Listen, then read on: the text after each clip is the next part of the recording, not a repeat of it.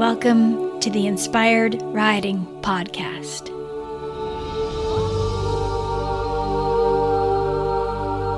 I'm your host, Beth Lauren Parrish.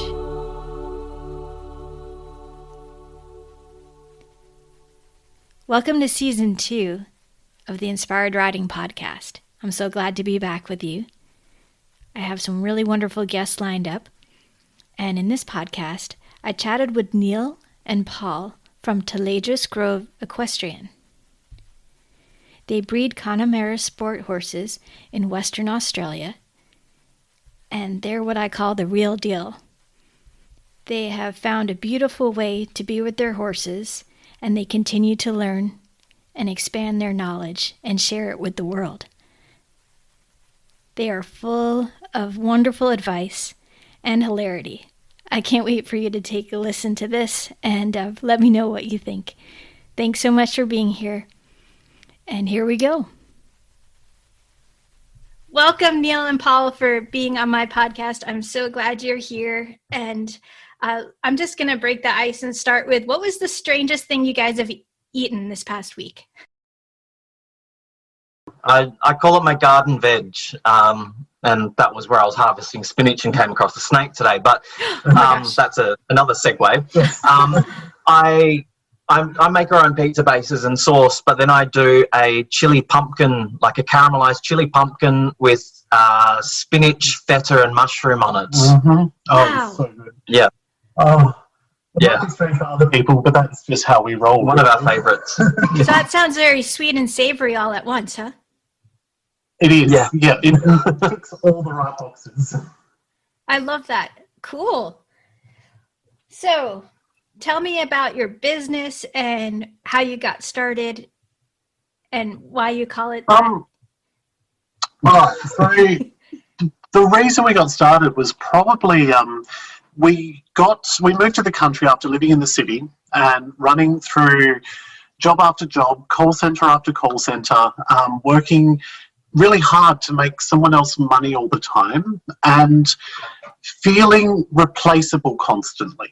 And we knew that we wanted more stability for ourselves. Not that we've been very stable, but it's a different, when you work for yourself, it's a different environment altogether. Yeah, and we knew we wanted to do something for ourselves when we left the city. And we knew I've always been into horses and I wanted a couple to go play with, and 13 later, just a couple, 9 babies. So, we're doing okay. But we got the chance to borrow a friend's Connemara stallion. And we kind of just took it from there. We researched different mares that we liked. We looked at a lot of different types of mares, and I guess I picked most of our foundation stock on the female side by finding photos and really tuning in and feeling a bond just from the images alone. And then we got them and it was like, no, they're getting on the float now. We can't leave these girls behind. So that's how we ended up getting our contingent of girls. And Neil's been the one that looks after the boys, and he went and met our current stallion and fell in love and pretty much... I think an hour later he was on the float. And, from, I think, 4 days before, we started talking to the lady who bred him, and then 4 days later going up to Perth, meeting him and going, all right, he's coming home. Yeah, we sort of just went, well, let's just do it. There's a lot of people in Australia who breed pure Connemaras, and, I'm 6'2", Paul's 5'10". The pures weren't really for us height-wise, and I've always done dressage and eventing, and I've wanted the warm blood crosses, the thoroughbred crosses, the zebra crosses. Oh, we're getting into that. And we basically went, let's go part breed and let's breed Galloway, which is at there's not many here in Australia for Galloways. It's really funny that not a lot of people breed them, but they go into a home and stay there forever. They're the perfect companion. They are the perfect one for... I guess that's the key word, is the perfect companion, because we want them to find a home, and that's where they live. They become a part of the family, and that companion that you don't want to part with, because there's those bonds. And kids have ridden them, your grandkids are learning how to ride on them. you know, when I met Ty, our stallion, I met his mother, father, grandfather, grandmother, great-grandfather, and great-grandmother. Wow, that is quite the blessing. I love it. Yes, and to be able to go, you know, this old boy, he was 36, I think he's passed since, but to meet this old boy at 36 and know that he was their foundation, he could barely chew, his teeth were almost gone, he hadn't seen a mare for a few years, he couldn't get up there anyway, but the connection that we felt all the way through was really, really special. And you'd also have 3 or 4 stallions in a paddock together, and they would just chill and hang out, and that's what you wanted, a stallion, not this crazy beast that's just not a people horse, you know. We wanted something that was nice and us. Yeah, so we took a huge risk and bought a 3-year-old, had done nothing, hadn't even been on a float, never been to a show, hadn't been under saddle, barely knew how to walk next to someone. And we've just been on this really amazing journey now with Ty for 5 years, and with all the girls it's been nearly 6, or 5.5, nearly 6. So, yeah, it's we started it mainly, honestly, for ourselves. And along the way, we're finding these connections that are happening, which are just really soul affirming.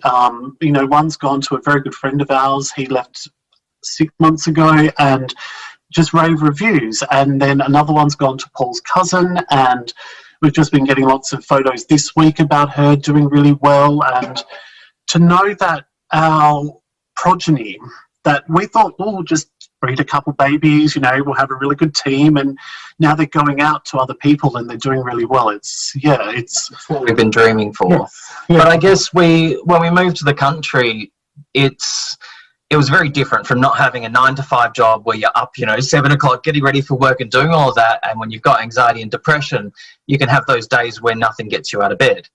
And we needed to change life a little bit, and having horses has forced routine into our lives that was never, you know, we've had dogs and stuff before, but they'll happily stay in bed with you all day and not care. Whereas the horses, you have to get out there and give them their breakfast, and they know what time breakfast is, and if you're late, you're going to hear about it. So getting them sort of got ourselves into a different space, and then we just haven't looked back. And Neil said the key word before was that we're wanting to breed companions for different people, and that tied into then the Tayledras, which is the name of the business and everything, being that the books are about these companion horses that bond with people and choose the person that they're with and with them forever. You know, and when they pass away, the horse passes away. So you have this really strong connection that goes forever, and they can do everything together. And that's what I've always liked. I've never had a forever horse, and there's 1 or 2 that I wish I had kept forever, and I don't know, now we've got 5 or 6 forever horses. The number fluctuates regularly, but there's a few forever horses that won't ever go anywhere. Yeah. So yeah, and it's exciting to think, you know, we got Ty when he was 3, and his great-grandfather, or great, I don't know anymore, he was 36, so to think we've still got him for another, what is he now, 8, however many years is phenomenal. And he's such a dude, you know. When we put him under saddle, I went for a walk just on the lead, came back riding him, ta-da, under saddle. Amazing. Oh my gosh. You know, well, when there's that trust there, when they trust you, it's just the coolest thing. Yeah. Well, he's who I'm going to learn to ride on properly, and you trust him, so you know it's perfect to start out and learn these things with him. And he, a couple of months later, I think it was our good friends came down from Perth, and they were like, "Oh, can the kids have a ride?" And I'm like, "Yeah, jump on Ty, he'll be fine." Well, how many times has he been ridden? Twice. And, you know, 20 minutes trotting, walking around the round yard. I didn't have a hold of him. The mares were 4 metres away, tarting it up, and he just took care of the kid. Tarting it up, that's brilliant. Well, there's a lot of different words I could have used. So I thought tarting it up. I think that was quite tactful. I like it. Very, for me, very tactful. So he's a kid's horse, and he's a brilliant companion to you guys. What else does what else does he do to connect with you guys? Oh, if we don't give him attention, he doesn't really. It's funny, we've got 13 horses and we've got a few youngsters, around 2. We've got the foal. So he's right outside our kitchen window. I think he's probably about 30 metres away from the back door. Oh. So we can see him at all times, which is phenomenal. Like Neil will rug him, and Ty will actually put his head around Neil and give him a hug for just a couple of seconds and just stay there for a moment. Yeah. And then he goes back to his food and he's like, no, we're done now. Like, he's a boy still. He's got this real boy attitude that, no, I'll give you affection for a little bit, but now that's it. You either pat me or walk away. And this has only been the last couple of probably 6 months or a year. Before that, if I went to go give him a kiss, he's like, no, I don't do that. I'm not gay. I'm with the girls. Now he's starting to show, no, we're good. We're homies, peace out and all that stuff. But it's on his terms. But I think he sort of looks at us as part of the herd. If there's something going on, he calls out, and we know if he's starting to call out, there's either a girl tidying it up, something's happening, or there's a foal. And so we sort of play cues off each other with that, and we listen out, and he talks to us and tells us what's going on. Like nearly every foal that's been born, he calls out, and we know, right, he's calling out at 3 o'clock in the morning, something's going on, and straight out. Yeah, and he'll set off the whole herd. He will go, all right, everybody, I'm introducing myself, and then everyone else will take their turn. And he just likes to be with you, but he also just so cruisy, and that's what I want myself. It's what I think a stallion should be. You can chuck a kid on, you can take him for a quick walk, or you can walk up in a halter and lead rope and go serve his mares. And he's fat, he's chilled out, and, I'm 6'2" and nearly 90 kilos, and he can carry me, and if he couldn't, he wouldn't be a stallion. Sure. So he ticks so many boxes. And I guess a lot of people can't read horse facial expressions, but he's got so many, and you can see from the kitchen window when he's just standing there and he's not impressed. You've ignored me for too long, and you just see that look on his face, and he stands there and he stares at you while you're making a coffee, and it's like, okay, I better go out and give him some time. Yeah. Yeah, and if you don't say hello, I walk out. Good morning, Ty. How you doing? If you don't do that, he just gives you the grumps, or he won't come up to you when you feed him. He'll just give you 20 metres and go, no. Stuff you. You didn't tell me. You didn't say hello. Up your bum. Go away. And I like that too. he puts that into his kids, but with kids, there's something special. With us, we're his dudes, like I said, we're his homies, but with the kids, he takes special care. He looks out for them. He looks at them constantly. And you can really see, like, he puts that connection into his babies as well. And, I think he's got us wrapped around his finger. Oh, 100%. We work too hard to say we're lucky, but we're very blessed with what we do, and we are very blessed with the animals we have. There's always difference of opinions, and there's always those moments where you go, what the hell are we doing this for, which is probably about a month into foal checking. Which you've just gone through, right? Yes. Thank God for any one foal this year. I don't think I could have done another month of that. But she's pretty spectacular, so we're very happy. Yes, tell me about your baby. Oh, God. So she's so Ty, because he's not pure, so he's actually Connemara with a 12.5% Arab. Oh, cool. So there's something, he's not exactly pure. So his baby's, Kethri, her name is, she is from a Morgan warm blood mare. And has got all her mum's Morgan attitude with her dad's chilled out, loving, wanting nature. And that's what we want, really. And we're completely smitten. Well, because our bathroom sort of overlooks where her paddock is, and I'll talk to her from there, and she knows my voice. And if I don't talk to her, she hears me, and she just gives this flat-eared look until I start talking to her. And she's like, oh, you're there, and comes wandering over. It doesn't matter that she can't see me. She looks around to try and find out where I am. every morning I go in there with the feeds. She's up against the gate waiting for me. I've got a photo of her the other day, and I'm in with my horse that's stabled opposite them, and she's glaring at me through the gate because how dare I go in there and not go up to her first and give her screeches and love first? How dare I give it to another horse? Yeah. So she's very attitudey. Yes, and it's hard sometimes when we always thought, because we've got a full sister, a little Palomino girl, so she's always, from the moment she came out, she's been mine, and this one, she can take me or leave me, but she's 100% Paul's, and you know, she's always been for sale, and we're like, oh God, what are we going to do in 4 years? Because we don't sell as foals unless they go to their forever home and their owner's ready to take on the responsibility of a baby.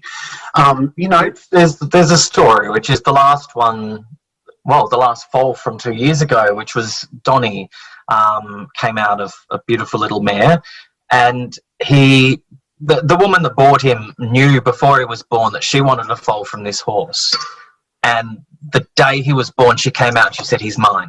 I don't think she even waited to come out. So she said, he's mine. And we said, look, this is what we think his name is, but we'd like to add this middle part for your father. And so his name was Tayledras Don Talamere. And Don is after her father, Donald. Or Donald? Yeah. I think so, yeah. And he passed away a short time ago. Now, so the benefit for the new owner was that he was always used as the nickname of Donnie, was the name from birth. That was his nickname. And he was able to choose that. And she was able to, we gave her the names that we said, right, he's going to be Tayledras Talamere, but we want to put Don in there as a nod to your father. He's 92. He was quite instrumental in bringing riding ponies over to Australia. Oh, wow. And travelled all through the world with racehorses and steeplechasers, and so we wanted that connection in there, and it meant a lot to them. He actually got to meet, you know, they spent time together as well. So 6 months, I think, before it passed. Yeah, and then we got told this really amazing story that on the day he passed, probably about the same time, little Donnie jumped the gate. He's never jumped before in his life, and this gate is like up to here on me. It's huge. Wow. 5. And then he just stood grazing on the other side of it. And this is out next to a road, basically. And he just stood there grazing.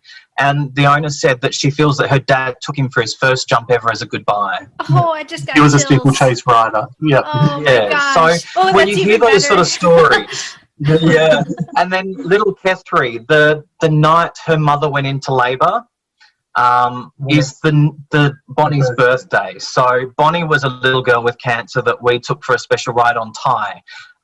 Before we moved to this place. She was one of, so we gave her, so she had brain cancer, and she was out with her best friend at 11 in the paddock trying to learn how to ride.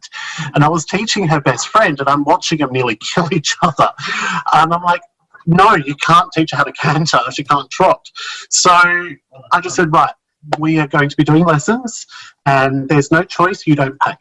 The mum's like, no. And I said, no, she's our sponsored rider. We spoke about it together, Paul and I, and we said, there's no way in hell you are paying for this. I will donate my time. So I spent, I think, 6 months with her. She, due to fear, and obviously with the injuries and everything she's had before, we did get up to canter, but we got trail rides, and I don't know, it was the most amazing experience. Yeah. And then she passed away in August. We had her come out and actually go for a special ride on Thai and do a photo shoot with her and her best friend. And then, she passed away in August. This year. But her birthday was literally the night that Foxy went into labour. So Kethri's full name is actually Tayledras Bon Kethri after Bonnie. Oh, so beautiful. And I mean, so there's these sentimental things that also go into our youngsters that are out of very different things. So when Bonnie passed, I already said I really would like to, if we can, incorporate it. And we weren't too sure, don't know if it's going to be a filly or a colt. And then she came out of filly, and I think she came out at midnight. By 3 a.m. we'd already chosen Kethri.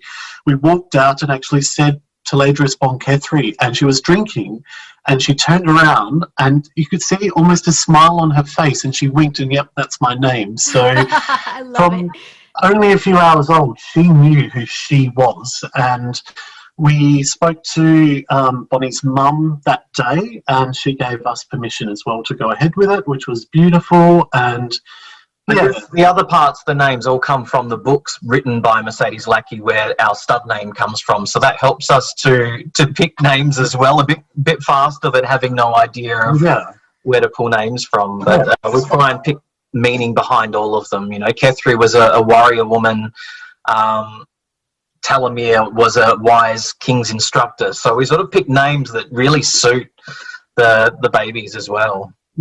Well, I love that. It sounds like you've really created this entire business around this concept that the horses choose the humans. And so you're setting it up with your intentions, creating these names. I think it's the most beautiful thing. Yeah, and the guys that we have sold have gone to amazing homes, and just seeing them, they're leaving at the right age where they're looking for that bond with someone, and you can see it, you know, and we've got enough here that we don't have the time to just put in and give them that one-on-one bond that they're looking for. And yet as soon as they go to that home and they start bonding with those people, they just melt. It's just amazing to see. And it makes us feel like we're doing the right thing, no matter how else we feel. Just knowing that they're going out there and doing that for other people is just... And it's difficult as a breeder, because you want to breed, you want to get yourself out there. But that's never really been a thing for us. It's never been about producing 10 a year. It's never about getting our name out there. It's about sharing some of what we feel and letting someone else experience that as well. Yeah, and you know, we're learning so much, and each foal gives us a new experience and a new idea and new ways of doing things. And it's teaching us so much about ourselves. But then that bond that we have got with a few of our girls that we've bred, and a few of their mums as well. We know when that one has a filly and this one has that's being kept. No one, like our little Pally, we've turned a lot of money down for her a few times, and we'll keep doing it because she's so, she's my girl. She's what I'd call a heart horse. Yeah. She is. Oh, we've got a few of those, yeah. Yeah, when Kethri was born, I was giving her lots of pats, and then went over to her sister, Vandy's, and I went to go give Vandy's a pat, and she sniffed my hand, and her nose curled up, and she tried to bite my hand off. How dare you approach me with that smell on your hands? You're my girl. But I'm allowed to. Yeah, the dog can do whatever he wants, but me, it's a totally different thing. So, yeah, it's like what we see with you and Pepper. Absolutely. And Pepper gets so jealous of Indy. I don't know if I told people recently, but the last time I worked with Pepper, I took Indy into the arena and I locked Pepper out, and he stared at us like, how could you? And then I was done with Indy. It was maybe just 10 minutes of groundwork. I let Indy out, and Pepper started chasing him around the woods. She's mine. I'm like, oh no, this is maniacal behavior. Yeah. So the jealousy is a real thing. Like, do you guys ever like feel guilty, or like, how do you handle that? All the time. Look, we talk about it. For one thing, we go and we talk about, you know, I'm noticing this, you're noticing that. What can we do to change it? And we do that with so many different things. It's very easy to fall into getting narky at them because they're giving us attitude, and we try and debrief after doing the feeds. We come in and have a coffee and talk about what we're seeing out there. And, you know, Neil's got a big equestrian background and I've got more in native animals. So I look at wild stuff. So when we sort of combine our perspectives, and I'm able to come from a very different, way of looking at it, and we figure out what's going on and what's creating this dynamic, whether it's between us and them or between them, and figure things out. You know, we keep them in smaller paddocks, so there's only a couple in a paddock at a time to keep those dynamics, because we've got so many strong attitudes, and there's some that just will not get along in a paddock together, so we won't risk it. Yeah. You know, we've had degloving issues and all sorts of things, so we just go, right, we'll only put you guys in a paddock if you get along. If you don't, There's no point. It's not happening. And maybe over time, if you start getting along over the fence with each other, we might try it again, but we're just going to do it that way. And, you know, we've had some guys that are just a bit, especially towards the end of winter, they're over their rugs. Oh, God. And they're starting to give a bit of attitude over things. And it's like, okay, we can see what's going on. The midgies are causing a problem. So it's nothing against us. It's just, you know, they're over the situation. And they're coming into season. Oh, Lord. Yeah, so we sit back and we talk about these things, and it really makes us go, oh, it's not us, it's that, or we need to change how we're approaching doing something. And, you know, when we do that, it changes. That's it's good. Amazing. Sorry, yeah, keep going. Oh, no, you go ahead. Go ahead. Yeah. Oh, I was going to say, it's amazing how, as an equestrian who's had such a strong background, who's trained young horses to upper level dressage and, you know, jumping 5 foot and doing all these things, being a coach for so long, it's amazing being challenged by someone who has none of that. If you came up to me and go, right, Neil, why are you doing this? I'd be like, oh, because of this. Paul does it. And I'm like, you don't know what you're talking about. And he goes, but I'm noticing this. And I'm like, how do you know what you're talking about? And that, from the very beginning, has been probably some of where we've butted heads the most, and where we're learning all the time on how to understand each other's point of view, because becoming wildlife and having a different aspect and understanding wildlife is very different to understanding a domesticated horse. And, you know, the way I would do things and go, Paul will go, oh, but why are you doing it that way? I'm like, we always do it. I've always done. It's what all horse riders do. He goes, yeah, but is that right? Oh, shit. No, actually, let's change it. Or what do you think we should do? And then we go from there. So sometimes, like when we're doing tie track. Can you guys give me an example for something? Because that sounds really cool. I think so. We had a horse for training, and he'd had some negative experiences, so his mind wasn't all there. You know, he was very flighty. And Neil would get in there with this expected notion of, if I do this, you must move forward in a round jump. You must do what I'm telling you. And his brain was not there, that you put the slightest amount of discipline behind your voice and your behaviour, he would freak out and he would scramble. He'd try and climb his way out. Wow. And it ended up being that I had to take over his training, and it had to be, you approach it softly. You talk to him. You couldn't free lunge him like I was doing and step in front of him and expect him to just simply turn. He would turn, but he would do it so violently that he would try and take out half the round yard. Like he was trying to get away from you instead of just trying to work with you. And in a tie, I can jump in front of him and go, rah! And he goes, oh, okay, I want to go this way. Or he just turns because he's had enough of going one way, because he's done it twice. He wants to go the other way.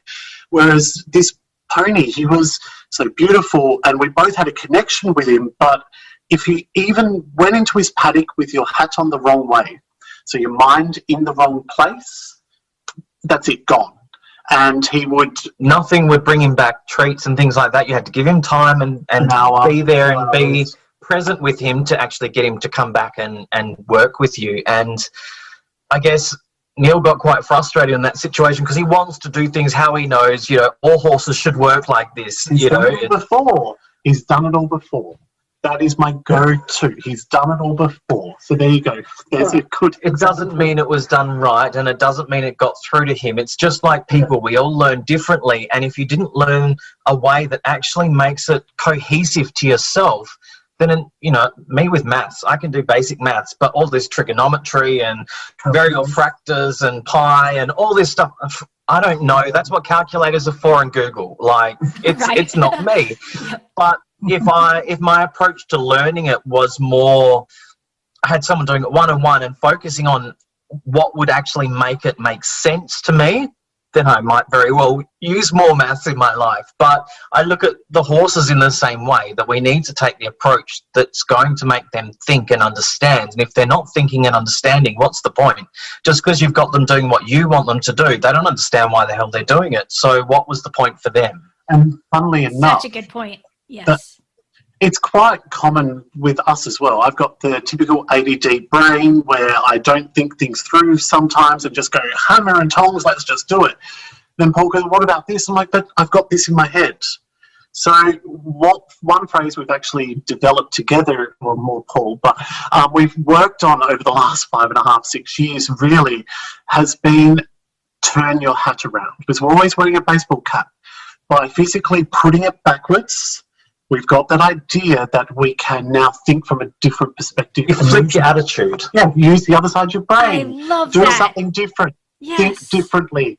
And I've used it in lessons. I've used it talking to people, even, at work, and I'm telling them a story, and they're like, but how'd you do with that? You turn your cap around. And it's a nicer way than saying, pull your head in, Neil, Instead of saying that, it's turn your hat around. And he knows instantly that he knows exactly what I'm saying and why I'm saying it. And as soon as you do it, it's like, oh.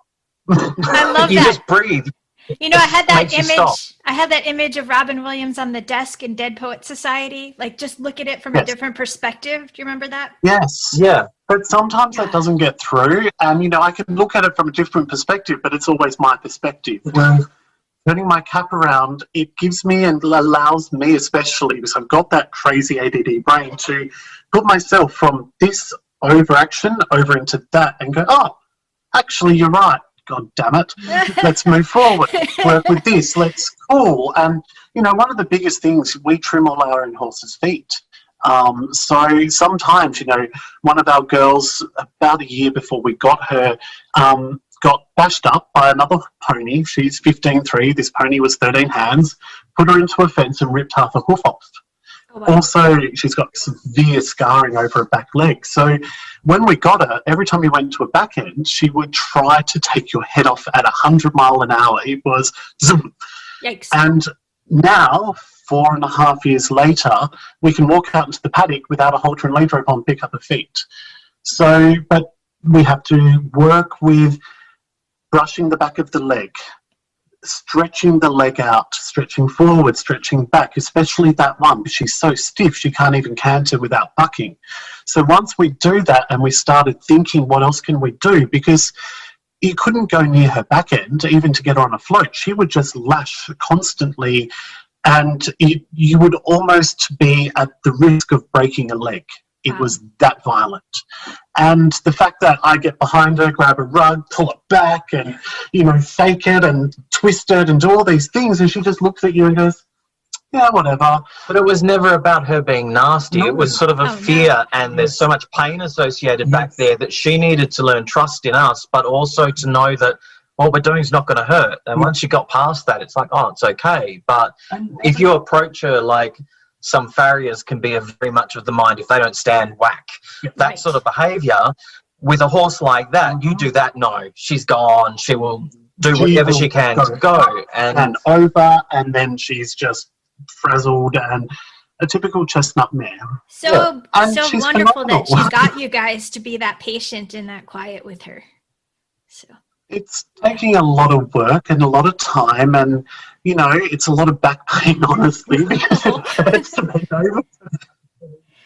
But it's been really rewarding, and I think that's one of the biggest things we've learned so much. We're so much more open with each other now. We talk so much more than what we did when we were working in call centres or working office environments. But the horses don't want to be around us. If we have our shit all over the place, the horses are just like, don't come near us. We don't want you here.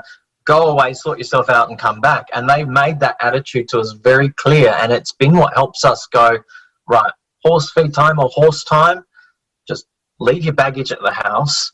Get out there. This is for the horses. Mm-hmm. We can't take, that bad attitude and then turn it into a bad session with the horse. That's not what they want. That's not what they deserve. And they've really helped us to learn how to control our own emotions and state of being to do the right thing by them. I had a tooth infection last month, and I was having some difficulty with the doctors who didn't want to give me any antibiotics, go to the dentist, and then the dentist was saying, well, we've got a 12-month wait because of COVID. Oh, no. And I'm like, what am I going to do? And we're still doing fold checks through this at night, every night. And that was probably one of the only, I was coming inside in so much pain, I was crying, but then going out and dealing with it, sucking it up, dealing with the horses, putting myself into a different position, coming in that back door and breaking down again. It's like compartmentalizing. Yeah. And just going, right, when you're out there, that aspect is gone. It's not relevant unless, it's obviously that bad. But you have to sort of be able to focus on what is at hand with those guys, because it doesn't matter how we feel. If they have an injury or something like that, or birthing, we've got to be there and be present for them no matter what. And I think it's made me, as a kid, up until I was about 21, 22, I was teaching, I was competing quite a lot, but I don't think I understood as much as what I do now.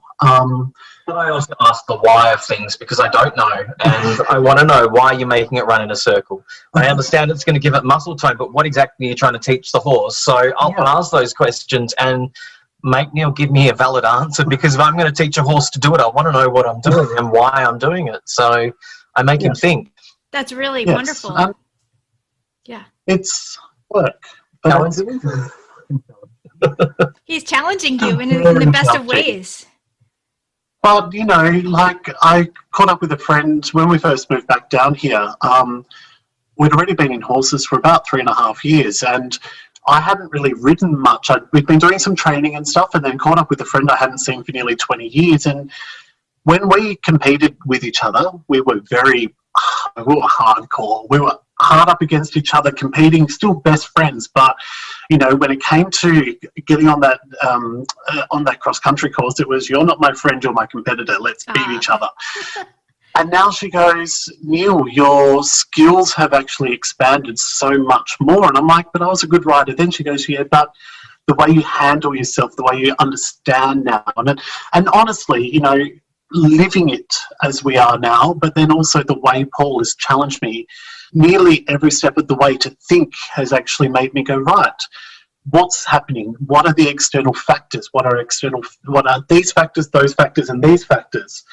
And I think you need that, not just as part of business, but also with horses. You need to be able to understand 3 or 4 different things at once for the one horse, because, Well, we speak to so many people, and they have mares, and they've got behavioural problems that occur every now and then. And the first question I ask is, have you tracked their cycles? Do you know when they've come into season what behaviour they're exhibiting, and is that the problem? Why would I want to do that? I'm not breeding them. Why do I need to know that? And as soon as they start tracking it, they're like, oh, my God, a week before she comes in, she's a bitch, and it's a nightmare. And then it passes maybe a week and a half after that, and then even though she's still just coming out of cycle, she's beautiful again. And once they start tracking it, they're like, oh, it's hormones. And then they've got her on, the hormone hormone replacements, and been able to work on herbal or training solutions, or just, even if they didn't do a herbal alternative, they would go, right, it's that time of the month. And if we're going out on that time, we know that there's going to be a bit of dirt, because that's the mood she's in, and that's it. There's nothing you can do about that short of those herbs or something. She's just going to have that sort of mentality and work with it, rather than fight her the whole way and be like, why are you doing this?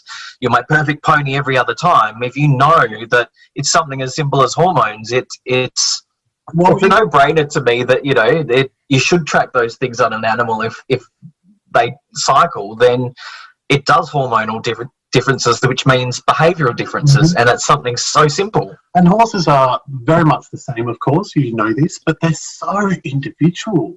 Yes. People look at us and go, why do you do this? It's like, because we get to hang out with 13 of our best friends, and we get to see them every day and talk to them and hug them and kiss them and love them and get farted on and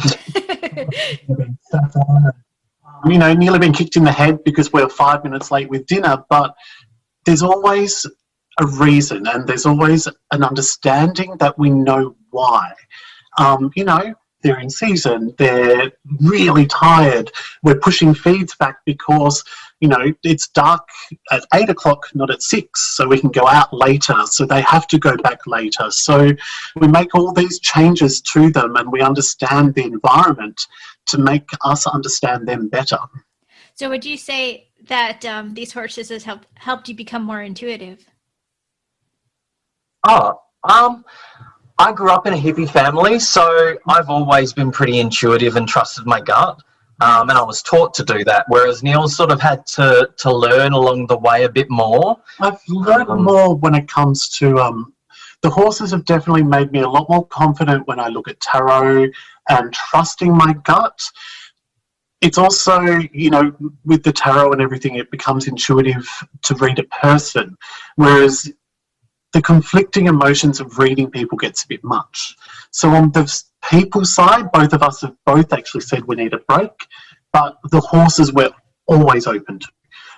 So definitely, I think we can look at them and we can hear something and go, right, something's going on, or our guts go off and we go, right, let's go outside, something's happening. We'll have people here and they won't hear anything happen. And we'll be like, we'll hear something and we're like, right, we've got to go check that.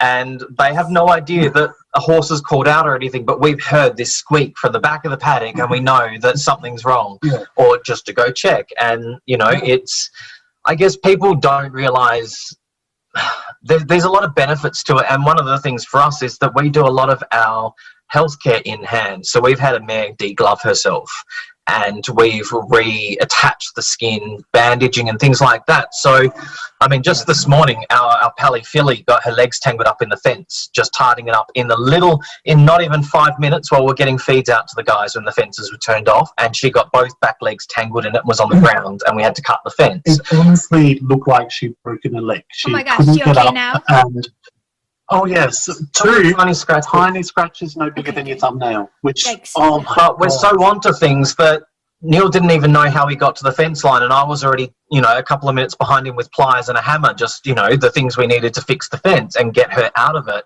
But if we hadn't been there and on top of it like that, she would have easily degloved or broken a leg.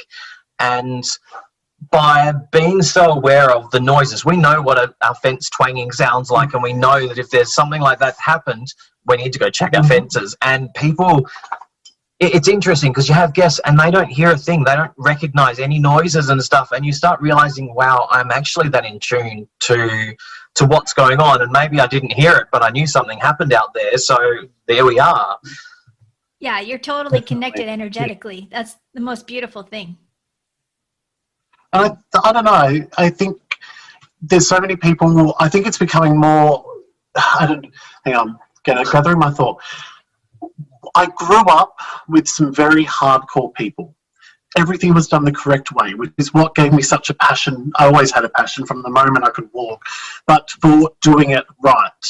And I look back now and go, how did I do everything so wrong? But I did everything according to what I'd been taught. And, you know, old school, classical everything, you know, classical seat, classical hands, classical mindset. You know, you sit on the horse, you sit up, you don't be heavy, all these different things you do. Now I'm able to bring all that in and go, well, there's more to it than just that. And I did so much as a kid, so much, and I still look at what we do now and go, we're so much more involved. You know, I rode as a kid, I trained, but that's all I really did. And now I look back on it and go, there's so much more that goes into it with their health and their well-being. And yeah, it's, yes. That's just it. I may not be able to ride, but I can trim a feet. I can do all the groundwork. I can train a horse like a dog to sit and stay. Well, not quite sit, but stand and stay. I can do all these things that on nutrition and nutrition. And you know, there's some herbs that, you know, I always need. You need salt, you need dolomite, and you need yellow sulphur. That's all I ever gave my horses as a kid.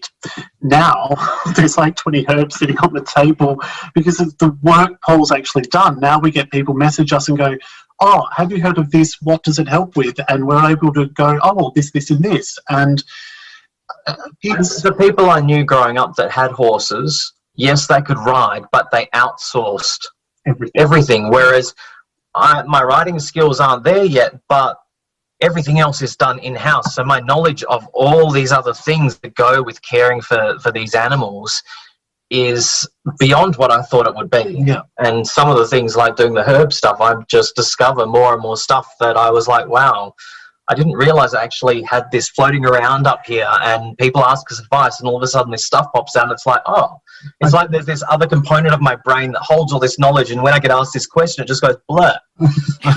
We love those thought vomits. They're awesome. It's blast and overwhelming, Beth. Sometimes I'm like, all right, my friends asked this. All right, have they done this? And I'm like, I'm typing the first part. Give me a moment. But then, a couple of weeks ago, I went to my friend's house and we went out like we do every time and went and checked her guys out. And she goes, Neil, what's this? I'm like, right, this is what we've experienced. This is what we've done. This. You buy this. I message Paul and I'm like, right, this is what I've done. This is what I've said. And he goes, oh, perfect, everything. So I'm a little bit slower to learn, but then it's good that we've got each other to be able to bounce all these off, because Paul retains information much better than I do. As long as it's not numbers, yeah. Yeah, well, that's both of us, apart from the number of horses we have. But yes. But like our vets know that if we're calling, something's really up, but they'll ask us these checks on hydration, temperature, these sort of things, and we're able to rattle off those answers. So in a lot of cases, they're like, just breathe, you guys have got it. Or look, 9 out of 10 cases, they're like, just relax. You guys have everything under control. You're doing fine. So it definitely helps being able to do that over the phone, especially when you're 30 k's away from the vet and stuff like that. Sure, but it's really good to get that confirmation from them. So. Yeah, but the vet has raised a thing with us and pushed us to get something. Do you own a thermometer for your horse? Yes. It's sort of a question we have. Okay, because we've only just got one. We never thought about it, and then the vet kept asking us, what temperature is the horse? And we're like, I don't know. So we finally bought one, but I was curious to see if you actually had one. Like it's one of those questions that I know not many of the horse people we know over here would own a horse thermometer. You have to attach the string so you don't lose it. You know what I mean? I haven't done that yet. And I know what So we take some hay bale twine and you attach it to the end of your thermometer. So you put it in, and then you can stand to the side, so just in case. And then when you pull it out, it's attached to the string. You want to get it really quick to make sure you get the right temperature, though, don't you? Well, yeah. Well, we use the old school with the mercury and all that, and you shake it and everything. Oh, okay. That's what I'm talking about. You have the fancy digital, I guess, right? It's much easier to just push the button, and it's got a little light screen, so you can read it for our old But you've got to be able to read it. If it goes too far in, you've lost the screen. Well, that's true. Yeah, so maybe I need to get an updated one. Oh, Lord. Your faces are awesome. I wish you guys could see that. Oh, God. I work in a cafe a couple of days a week, and he's got a meat thermometer, and I think that would be, well, aside from it being a bit sharp, but you could put something over that. But the meat thermometer has your rod on one end, and then you've got actually a cord before the actual thermometer, so that if you're opening the oven, you can stick it in and stand on the outside of the oven. We need something like that for horses where you have, well, then you don't have to attach twine to it because it's got a cord and a little screen that you can view. Yeah, we should research this. It might be out there now. Otherwise, we should make it. Although the advertising might sound like the Squatty Potty with the unicorn pooping rainbows. So. But that was just a random segue about thermometers. Curiosity, I guess. If there's one message that you could give the horse world, what would you like to give them? Language, take a fucking break. Step back, look at what you're doing, and take some pressure off. And I mean, this is 100% to myself as well. We are hypercritical of ourselves. As a high-level dressage rider, everything has to be perfect. And if it's not, and it's not on perfect on video, everything you do, you're critical. And then you hear the same criticisms being repeated by other people. And I really wish people would just let it all go. Enjoy yourself. You know, a big thing over here is, oh, you're an adult, you must have a horse. Well, no, if you're an adult and you can still fit on a pony and that pony can carry you, then keep riding that pony. There's no shame. Stop being, yes. I'm 6'2" and I'm riding Tayledras. Like, he's 13'2", and I've just gone backwards and forwards on riding him because I feel so horrible. I feel so big. People have said I'm too big. And I've gone backwards and forwards so much, being so critical, that I've actually taken a big step in his training back and gone, well, I'm not doing the right thing by him or myself, and I'm not enjoying it.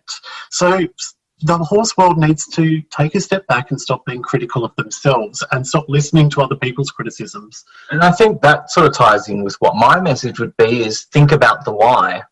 Mm-hmm. Think about why you're wanting to get to that show. Think about why you want to do something. If it's for glory, admit it to yourself and seek to accomplish that. But if you're doing it just because other people are pressuring you into it and it's not actually what you want to do and the enjoyment you're going to get out of it, be honest with yourself about the why behind it, because then it changes what you do and your approach to it. My why with the horses is I just want to go for a trail ride and enjoy it. I'm not about shows. I don't give a crap about all of that. It's about me and the animal. So thinking about that why gives you the answer. Thinking about, like the why in the context of the size horse you ride. If it's peer pressure that's putting you on a big horse and you're uncomfortable, and then that means you're not accomplishing the things you want to do. Well, or you're scared that you fall off, or you injure yourself. If you think about the why, if you're comfortable with a pony, but someone's pressuring you to go bigger, well, that's irrelevant. The why, you've answered it yourself, that you're comfortable on it and it's going to let you accomplish what you want to do. So do it. Mm-hmm. It sort of ties in with everything you said as well. Really, I don't know. I really am quite passionate about that, and it's like that with my teaching as well. I've taught, older people, younger people, bigger people, smaller people, and it's always the horse is carrying you, you're fine, they're fine, let's work together. And I'm going to be the first person that will come up to you and say, this isn't working and we need to look at something else. But at the end of the day, that's what you pay me for as a coach. If it's working perfectly, I'm going to tell you that as well. I'm not going to lie. It's honesty. That's the other thing, honesty. But we have to be honest with ourselves. Yes. And I think once we are like that, we're honestly more honest with our horses as well. The horses pick up on the reasons behind everything, even if we're not honest with ourselves about it. So if they know that you're not out there for the right reason and you don't have the trust in them, well, they're going to either take advantage of it or they're going to be just the perfect little angel for you because it's a nice horse. But yeah. Horses feel everything. Yes. Yes. If a horse can feel a fly on its back, how can they not feel our emotions? Exactly. Yeah. Well, they spend so much of their lives reading body language that, they can see and sense body language in each other as part of their communication methods, that if you're on their back and they can feel the slightest twitch in your muscle, they know what your body language is saying to them as well. That's how you train them. So they're very receptive to everything. And the amount of shows I've gone to where, I've wanted to compete, I really want to be there until you actually get to the show, and then all you want to do is throw up and then drink lots of alcohol. Oh, no. Which is, they don't go very well together. And, that the horse feels it, and all of a sudden, that perfect test you did at home 3 or 4 times, that all that practice you've done just goes out the window because you're tense. And your body might be perfect, but your hands are going to show something, your back is going to show something, the way you hold your head is going to show something, and something will happen, or you won't have as good a day, or you'll come off, or you just won't win a class. And it becomes all encompassing, that fear starts to head in. I don't want to show because my horse isn't good. Well, why are you showing if you're afraid of showing in the first place? Or if you're afraid, what can you do about that fear? What's the fear about? Honesty. Why? Be kind to yourself. All of it comes together. And I wish more people looked at their own honesty and their own comfort factors. That's beautiful. And that's actually exactly what I put in my course, the Face Your Fears to Activate Your Fun button. So you look exactly at what is scaring you, and you sit with it. You have a tea party with your fear, and then you sleep on it. Yeah. And then you're kinder to yourself because then you're like, oh, is that it? Okay, then I can handle that step by step. And you don't pressure yourself. You don't let anyone else pressure you. So these are beautiful messages, you guys. Thank you for sharing that. No, that's okay. Thank you. We've been through a lot of crap in our lives, and you know, when we first got together, there was a lot of pushback from my family for me being in a gay relationship, and it's never going to last. You know, Paul's mum and I didn't always get along because we're incredibly similar, and she's like, no. And you know, it's at the end of the year, it'll be 18 years, and not only have we survived some pretty horrific stuff before, within our working lives, our personal lives, we've then survived some pretty big stuff together within the horses, and instead of breaking us, it just makes us stronger and stronger. And the one thing we're firm on is each other and our horses, and that's none of them are ever going anywhere. You know, so we've been through some pretty tough times, and with everything we do, sometimes that before we moved down here, the question was, do we sell up and just be done? And we fought so hard to even get to that point, to even ask that question, that we said we can't. How can we just give up? We fought so much, and every time that question even pops into our heads, or we voice something along those lines, we go, we fight too hard. You know, we fought and we've lost a lot of we've not given up, but we've put aside dreams that were no longer relevant, and we've focused on this path now for so long that to stop just feels like giving up, and just can't do that anymore. But it's not just us that are involved in it now, it's our animals that we're connected with, and we're not going to give up on them either. Mm-hmm. So there's a big journey that you know we're on with them. Your family now, you're stuck with them. Yeah. But the good thing is you can lock them behind electric fences all night. You don't have to pay attention to them. It's much easier. That's only because Neil won't let me bring any in the house yet. I have that issue with my husband too, so...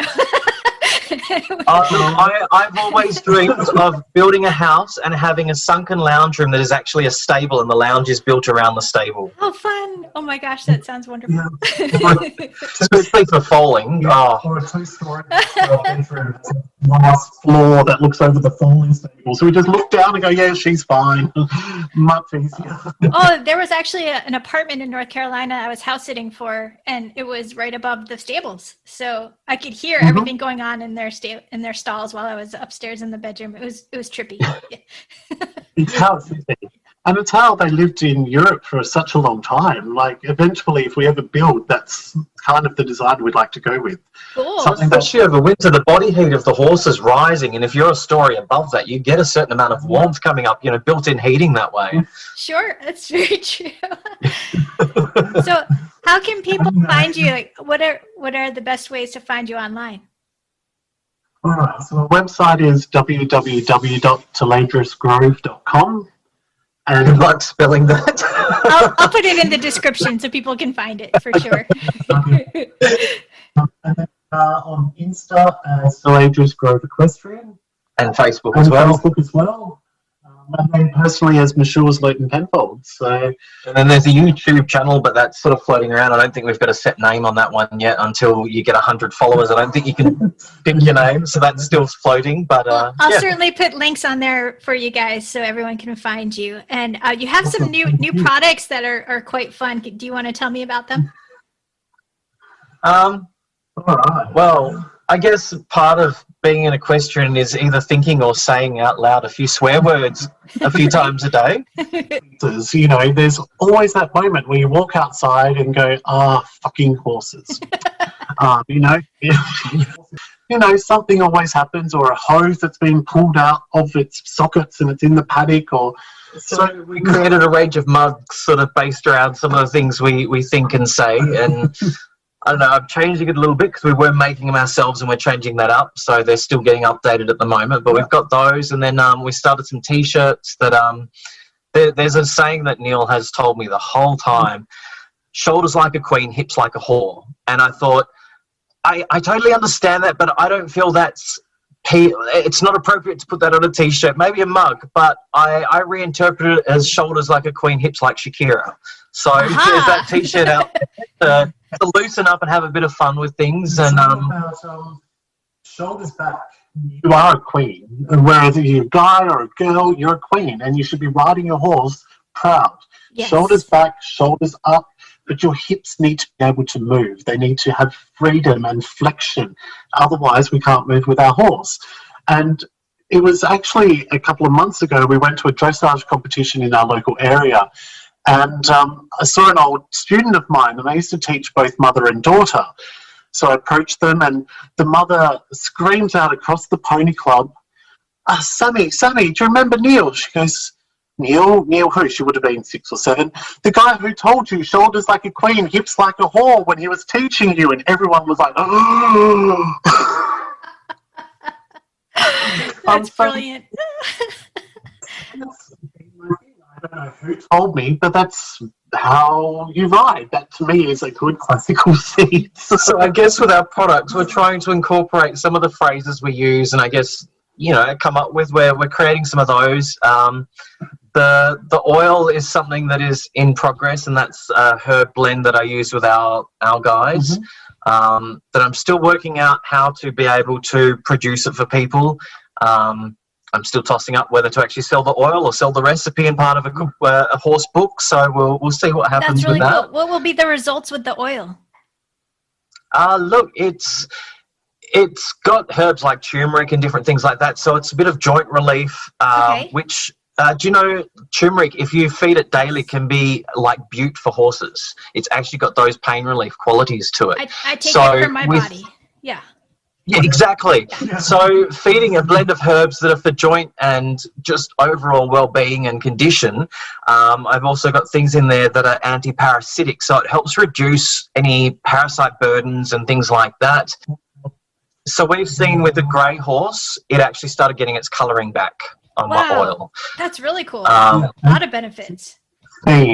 Yeah, and for a 16-year-old grey to start getting flecks of chestnut and bay through her coat and all her dapples starting to come back over her knees.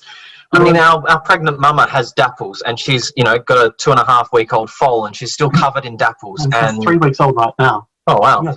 Yeah. So, it's we do these things, and we've been experimenting with this oil for 4 years, but I've been working with the herbs for longer than that. Yeah. So it's one of those things that's been a long project, but we're seeing the results, and especially over the long term with all our guys, it's been amazing to see the colours and the coat condition that comes out is pretty amazing.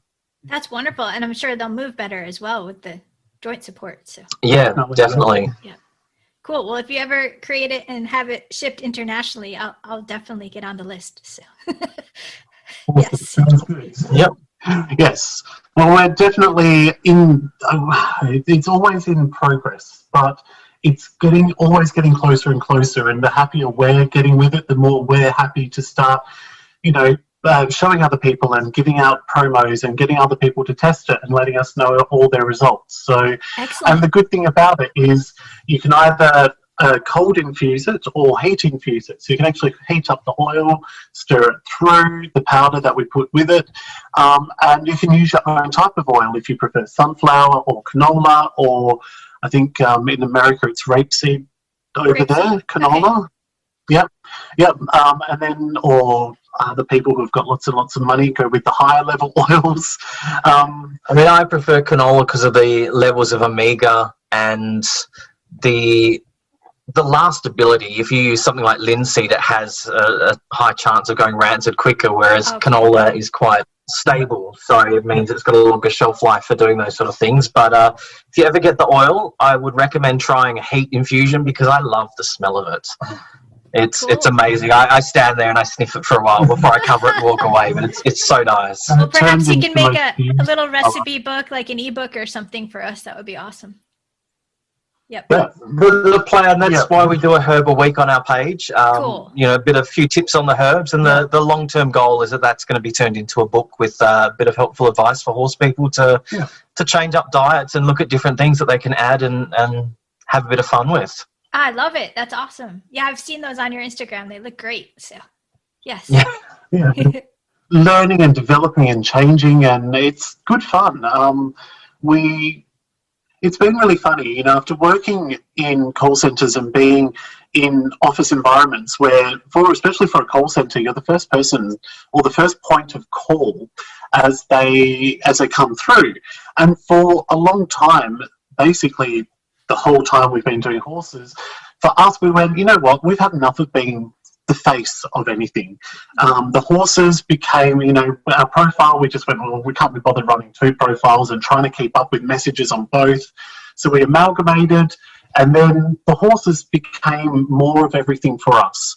And then we realised that, the horses are great, but people want to know who we are, and we're wanting to get out there now and show who we are and be part of it all and be with them, not just show them being pretty or show a few pretty sunsets. We want to incorporate inspiration. We want to incorporate how we talk and how we act into everything we do as well. And, people don't know the horses compared to who they know us. They worked with us. They used to go drinking with them. So there's connections that we're wanting to make, and we're wanting to see these people respond not just to what we're doing because we think our guys are cute, but also to us as well. And it's been good. Like the last few months, we've really been pushing all these things and experimenting, and we're getting so much feedback and people going, well, I'm having a really bad time. I'm watching your videos. It's helping me get through. And we're like, why? We're not that funny. But it's helping us as well, because it means we're forming that community. And especially breeding, and so much time is spent watching the horses and watching babies or waiting for them that you don't go out much, you don't see many people. So by going online and showing who we are, we're starting to really expand our community again and actually start to be part of something. It's wonderful, and you guys are really authentically real, and I think that's what people resonate with. I know that's exactly why I loved you guys immediately. I'm like, oh my gosh, they're so much fun, and they're for real. They're not just messing about. So yes. Well, there's too much of that as it is in the world. I think there's too much fakery, and there's too much of people not being real. And even I was listening to another podcast, The School of Greatness. It's a podcast that I've been listening to. Okay. And he actually interviewed Paris Hilton. Oh wow. And yes, and Paris Hilton was someone who went out there as a big airhead influencer who's paved the way for where we are today with our online community. And then you find out that all of it was an act because she had so much anxiety and depression that she couldn't put herself out there truly. And for us, that's sort of where we were as well. After being in all these high pressure environments, having depression, having anxiety, now we're starting to find our feet, and we want to be us. We want to be authentic. We want to connect with people. And hey, it's a great way of doing it. I'm so glad you are. It makes me so happy to see. Thank you.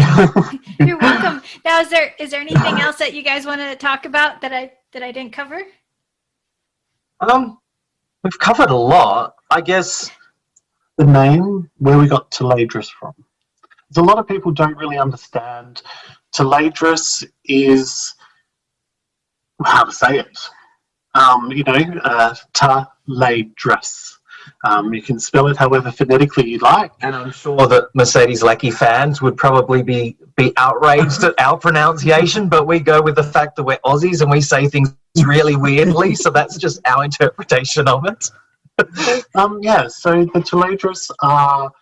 The books are by an author called Mercedes Lackey, who is a sci-fi author, and they're young adult, but I mean, I can still read them now at nearly 40 and enjoy them and find this passion that there's these bonds with the horses, and she calls them companions, and they're all pure white with blue eyes and silver feet that sound like bells when they run, and they will come and choose someone, and generally it's a child, but some people that may develop their abilities or whatever as an adult will still get chosen.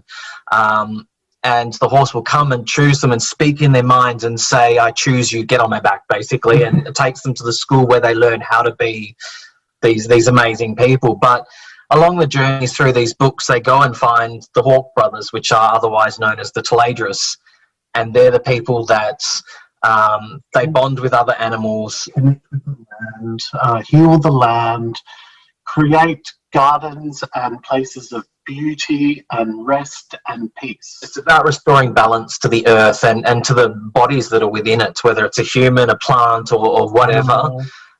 Resetting the ley lines, and they create these amazing places where they live in these vales, which is just this harmonious place while they correct and heal the land around them. And so Tayledras Grove is our Aussie take on that concept. Yes. It sounds like you guys are doing that in real life. We try. Yeah. And you had mentioned that you got permission from the author to use the name. How did you go about doing that? I sent her agents an email about what we were doing and what we'd like to name it, and they got back to me and said that she would have no problems with us using it at all, and good luck, and that there's a couple of other companies using names, but nothing like what we've got. And yeah, it's been brilliant for us. It's, it was a little bit of a fanboy experience hearing back that we can use it, and we're on the right path with these things. So it's been pretty amazing. Yeah. Did you guys do a happy dance when you got the message? Oh yeah. It's given us a list of names to choose from for our horses, and not only are they names, but they are characters that we feel that personality meshes so well with, that if you go through and read the books that the horse is named after, you can see these traits in these characters, and you can look at the horse and go, you cheeky little bugger, this is the exact same thing that this character has done in the book, and you're doing it to me every day. So it's, we really take a lot from them, and it's nice having something that sort of balances what we're doing in a different way and gives us, we might need a break sometimes, and we can go to these books and just tune out, but still feel this connection with what we're doing. Read something we've read 10 times before and find another message, another note, another something, and go, oh my God, this name's going to be perfect. Let's write it down, or let's, this is why I like this name. And we've read the books, so we understand the character. We understand how a name can be powerful to a character, and how it does invoke those characteristics in our foals as well, which then gives us a stronger companionship, a stronger bond with our animals. And we're finding with the animals we have rehomed or sold, they have that bond. And even with the one that we sold, he went about 6 months ago, she knew, I think, as we said already, she knew from the moment, I think 3 hours after he was born, he's mine. Yes, he's mine. And every time she came over, even if he wouldn't come up to us, he always went to her. Every time. He would be going, no, you can't catch me. And she would walk in and goes, Mum, I love you, and put his head on her shoulder. And we go, I go to touch him. And he goes, no, not you, Mum. And that connection it's not about selling a horse. It's about finding a family for our children. Yeah. Yes, they need to go to the right place. Yeah. And I guess part of what we do on our Facebook and Instagram is we also share a weekly quote from some of her books with a photo of the farm or something like that. And it's to try and show people the concepts that these books can really raise about the world, and the way that she can make you think outside the box on different things. And see the world as it is, even though the books have no relevance or have not been written with current situations, you can see the current situation still being reflected in the books and how the characters have dealt with it. So it's, for, young adult to mid-range adult kind of age, to the young it really has been quite, it is, and it's quite eye-opening as well, Beautiful. I definitely recommend getting onto those books if you haven't already. Going to check them out now. Yes, as soon as you started mentioning that the horse chose the human, I'm like, I'm on it. They're amazing, and I love the author in general. We had a whole stack of her different ranges, but it always comes back to these ones about companions for us, and being able to share a bit of that fantasy world with people, whether they're horse lovers or not. The quotes and all stuff that we do is just to try and share some of our passion and see if other people will get interested. I know so many young people don't read anymore, and it's like, but you're missing out on all these worlds and all these amazing things.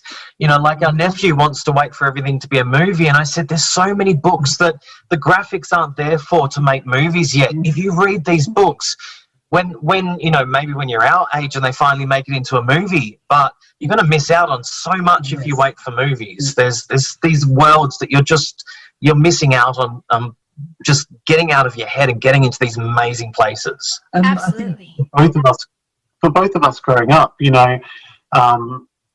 strict Christian background, Paul was, Buddhist hippie background, and yet we both needed our escapes. As gay men, as people questioning ourselves in our teens, we needed these escapes to step out of ourselves, and fantasy really does that for you, and sci-fi does it in a different way, and for other people, other things do it, but for us, that sci-fi fantasy blend where it mixes a bit of current knowledge and world in with that fantasy side, it really does mean what it means for us and shows where we want to go, but it also gives you a chance to step outside yourself and go, I can learn from this, I can learn life lessons, I can think better, I can rationalize better, and I can take this and do that here.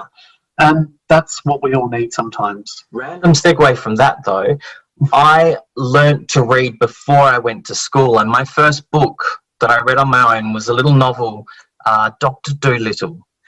No and one of his way. voyages where he travelled in a transparent snail shell under the ocean. So my first books learning to read on my own is about talking to animals and communicating with them and going on journeys with them. So that influenced the rest of my life. So, there's these amazing things that can have huge differences to us. There's so much magic with reading and with books, and so much magic with horses and how they help us with relationships and about the world. And it's just incredible. I'm so glad you guys got to come and talk to me today. Yeah. That's good. No, thank you. And may the horse be with you always. Yeah. No, thank you. It's been awesome. I hope you enjoyed that podcast. Remember to lead with kindness for yourself and for your horse. Thank you so much for listening, and may the horse be with you always.